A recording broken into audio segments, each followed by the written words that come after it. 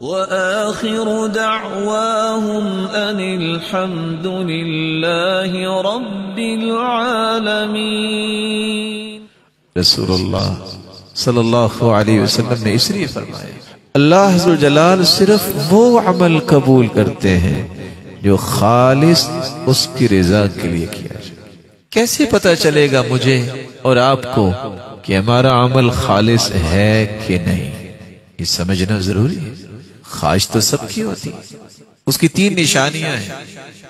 پہلی نشانی استواء المدح والذم من العام۔ مخلص انسان وہ ہوتا ہے آپ اس کی تعریف کریں یا آپ اس کی مذمت بیان کریں، اسے پرواہ نہیں ہوتی۔ وہ تعریف پہ پھولتا نہیں ہے، وہ مذمت پہ گھبراتا نہیں ہے۔ سیدنا ابوبکر صدیق جیسا اللہ نے اس امت میں پیدا ہی نہیں کیا۔ لوگ ان کی تعریف کرتے تو وہ آگے سے کیا کہتے؟ اللہم لا تؤاخذنی بما یقولون، اللہ میں نے نہیں کہا، اس لیے جو یہ تعریفی کلمات بول رہے ہیں میرا مواخذہ نہ کرنا۔ وَجْعَلْنِي خَيْرًا مِمَّا يَظُنُّونَ، میرے مالک جو لوگ میرے بارے میں گمان کر رہے ہیں اللہ مجھے اس سے بھی اچھا بنا دے۔ وَغْفِرْ لِي لِمَا لَا يَعْلَمُونَ، اللہ تو جانتا ہے، لوگ نہیں جانتے۔ وہ کمی کوتاہی جو تو جانتا ہے لوگ نہیں جانتے، میرے مالک تو وہ بھی معاف کر دے۔ یہ ہے وہ ایمان جو صحابہ کا تھا۔ اس کے مقابلے میں عبد الرحمن ابن عوف جنتی 10 مبشرہ میں سے صحابی ہیں۔ ایک شخص نے آ کے کہا بئس الرجل انت، بڑے برے انسان ہو۔ تو وہ آگے سے کیا کہتے ہیں؟ ما عرفنی الا انت، میرے بھائی صحیح پہچان تو نے ایک رکھی ہے، لوگ تو بھولے ہی ہوئے تھے، میں واقعی اتنا اچھا نہیں، کوئی پریشانی نہیں ہوتی تھی۔ تو یہ ذہن بنائیے کہ مجھے لوگوں کی تعریفوں کی ضرورت نہیں ہے۔ تعریف وہ ہے کالے رنگ کا غلام، نام ہے اس کا بلال، وہ چلتا زمین پہ ہے لیکن اس کے قدموں کی آہٹ جنت میں سنائی دیتی۔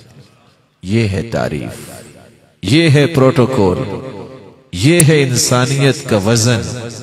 اخلاص کی نشانی یہ ہے تعریف اور مذمت، یہ دونوں برابر ہوتی ہیں۔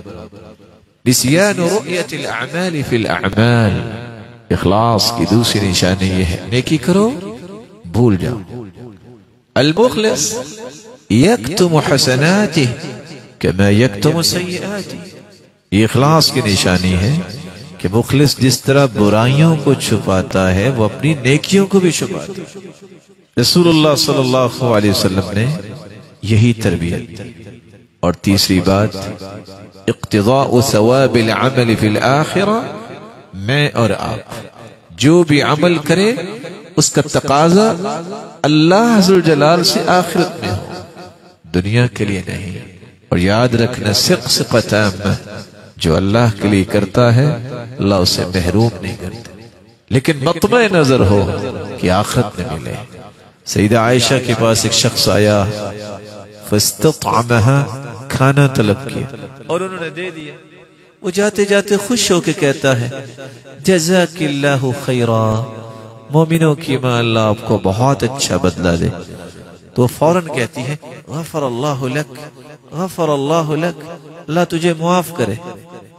ایک عورت پوچھتی ہے مومنوں کی ماں غفر اللہ لک آپ نے کہا ہے، جزاک اللہ خیر کہا ہے، کہا میں نے یہ کھانا اس لیے دیا تھا کہ قیامت کو اللہ سے جنت میں لوں گے۔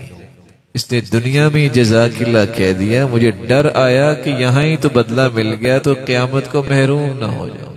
ہماری تمنا یہ ہوتی ہے کہ ہم زکوٰۃ بھی دیں تو ساتھ کہتے ہیں دعا کرنا، اور شیخ عثیمین رحمہ اللہ کہتے ہیں کہ آپ کا دعا کا مطالبہ کرنا شرعاً جائز نہیں، کیونکہ آپ اللہ کا حق ادا کر رہے ہیں، آپ اللہ کا حق ادا کر رہے ہیں۔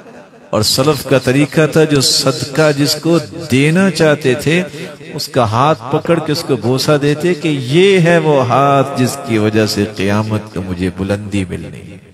وہ رویے اور اخلاص جب تک میری اور آپ کے اندر نہیں ہوگا میرے بھائی، ہم معاشرے کی اصلاح میں کوئی کام نہیں کر سکتے۔